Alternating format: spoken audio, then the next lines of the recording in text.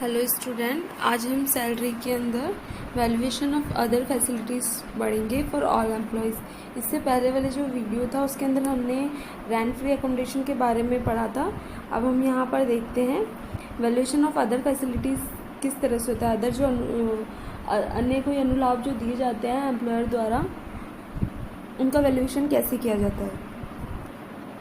तो यहाँ देखते हैं रहने के स्थान की सुविधा अन्य प्रकार से दी जाने पर। इससे पहले जब हमने देखा था जो डिस्कशन किया था टॉपिक, उसके अंदर हमने देखी थी रेंट फ्री अकोमोडेशन के बारे में कि किराए वो मकान रहने के लिए दिया जाता है। यहाँ पर अगर अन्य किसी प्रकार से कोई सुविधा दी जाती है, जैसे कि होटल में रहने की सुविधा उपलब्ध कराई जाती है, कर्मचारी का अगर स्थानांतरण होता है और उसे कुछ समय के लिए होटल में रहने की सुविधा उपलब्ध कराई जाती है, तो ऐसी दशा में 15 दिन से कम के लिए अगर ये सुविधा दी जाती है तो इस सुविधा का मूल्य क्या हो जाएगा, शून्य हो जाएगा।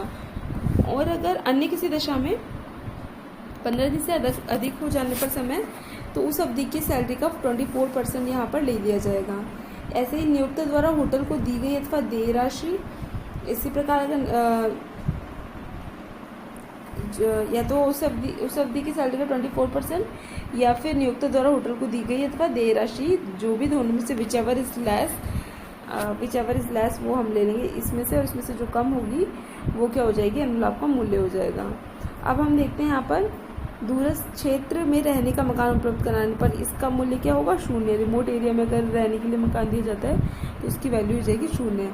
स्थानांतरण की दशा में 2 रहने के मकान उपलब्ध कराने पर, अगर किसी कर्मचारी का ट्रांसफ़र हो गया होता है और पहले जिस स्थान पर वो कार्य कर रहा था वहाँ पर भी उसके पास मकान होता है, और जब ट्रांसफ़र होकर दूसरी जगह जाता है वहाँ पर भी उसे एक मकान उपलब्ध हो जाता है, तो क्या होगा, 90 दिन तक जिस मकान की कर्मचारी के पास में ये विकल्प होगा कि 90 दिन तक जिस मकान का विकल्प भी नहीं, एक तरह से जब 90 दिन तक जो कम मूल्यांकन वाले मकान हैं उसकी सुविधा को ही अनुलाभ मानेंगे, और उसके बाद में क्या होगा, दोनों ही मकानों का मूल्यांकन होगा और दोनों की सुविधा को अनुलाभ मान लिया जाएगा। अब वेतन से आश्रय, इसके अंदर ये जो हमने ऊपर जितने भी टॉपिक्स पढ़े हैं उसमें वेतन के अंदर क्या क्या शामिल करना है, मूल वेतन शामिल करना है, डीए करना है अगर सेवा शर्तों में शामिल हो, कर योग्य भत्ते, बोनस या कमीशन जो भी हो, प्लस अन्य कोई भी मौद्रिक भुगतान किया गया हो वो इसमें शामिल किया जाएगा।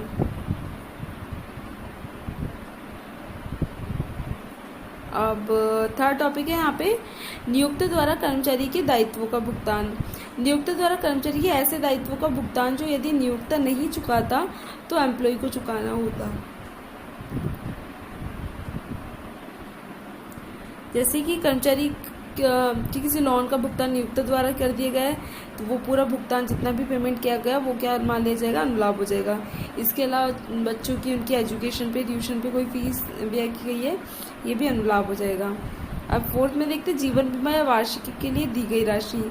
नियोक्ता द्वारा चुकाई गई राशि, जीवन बीमा अगर किसी एम्प्लॉय की एन्युटी के लिए या लाइफ इंश्योरेंस के लिए कोई भी प्रीमियम एम्प्लॉयर द्वारा चुकाया गया तो अमाउंट क्या हो जाएगा, अनुलाभ का मूल्य हो जाएगा। फिफ्थ, नियोक्ता द्वारा कर्मचारी को आवंटित अथवा आंतरिक निर्दिष्ट प्रतिभूति अथवा स्वैट क्षमता अंशों का मूल्यांकन। नियोक्ता द्वारा कर्मचारी को कोई आवंटित अथवा आंतरिक निर्दिष्ट प्रतिभूति अथवा स्वैट क्षमता अंशों का मूल्यांकन क्या होगा, उचित बाजार मूल्य के बराबर होगा, जो भी मार्केट प्राइस होगी, फेयर मार्केट वैल्यू उसके बराबर होगा। 6 है नियोक्ता द्वारा करदाता के संबंध में अनुमोदित अधिवार्षिकी कोष में अगर 1.5 लाख रुपए से अधिक का अंशदान कॉन्ट्रीब्यूशन नियोक्ता ने किया है तो वो क्या हो जाएगा, अनुलाभ माना जाएगा। 7 है बिना ब्याज के अथवा रियायती दर पर ऋण की सुविधा। अगर किसी ऐसी दशा में कर्मचारी को होने वाले लाभ की गणना अगर बिना ब्याज के अथवा रियायती दर पर ऋण की सुविधा दी जाती है तो ऐसी दशा में कर्मचारी को होने वाले लाभ की गणना जो SBI state bank of India है उसमें वैसे ही ऋण पर जो कर निर्धारण से संबंधित गत वर्ष के प्रथम दिन जो ब्याज वसूला जाता है उसके आधार पर अनुलाभ के मूल्य की गणना की जाएगी। छुट्टी बनाने के लिए जाने की सुविधा नियोक्ता द्वारा किया गया वह अनुलाभ का मूल्य होगा। छुट्टी बनाने के लिए छुट्टी मनाने के लिए कर्मचारी गया है और उसके लिए नियोक्ता द्वारा कोई व्यय किया गया है तो वो क्या हो जाएगा, अनुलाभ को मूल्य मान दिया जाएगा। 9 पॉइंट में निःशुल्क भोजन एवं चाय नाश्ते की सुविधा अगर दी जाती है तो जो भी उसकी वैल्यू होगी वो भी अनुलाभ का मूल्य मान लिया जाएगा। उपहार का मूल्यांकन, उपहार अगर 5,000 रुपये तक दिया जाता है तो वो टैक्स फ्री होगा, लेकिन ये जो उपहार है वो कैश फॉर्मेट में नहीं होना चाहिए। और बाकी की राशि क्या हो जाएगी, टैक्सेबल हो जाएगी। 5,000 रुपये तक टैक्स फ्री और बाकी की टैक्सेबल। क्रेडिट कार्ड पर प्रभारित व्यय, अगर नियुक्त द्वारा क्रेडिट कार्ड पर जो फीस वगैरह जो वसूल की जाती है वो चुकाई जाती है, तो उसका जो अनुलाभ का मूल्य होगा वो भी क्या है, नियुक्त द्वारा चुकाया जाता है, तो वो क्या हो जाएगा, अनुलाभ का मूल्य मान लिया जाएगा कर्मचारी के लिए। क्लब में अगर कोई भुगतान किया गया है, अगर ऑफिस के कार्य के लिए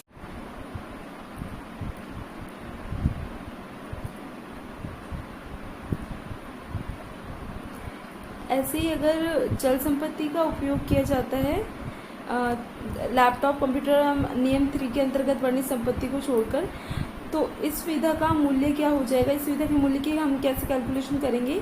यदि संपत्ति का मालिक नियोक्ता है तो संपत्ति की वास्तविक लागत का 10% प्रतिवर्ष, यदि संपत्ति का मालिक नियोक्ता है तो संपत्ति की वास्तविक लागत का 10% प्रतिवर्ष क्या हो जाएगा, उस सुविधा का मूल्य मान लिया जाएगा। यदि किराए से लेके देता है तो नियोक्ता द्वारा देय अथवा चुकाया गया किराया।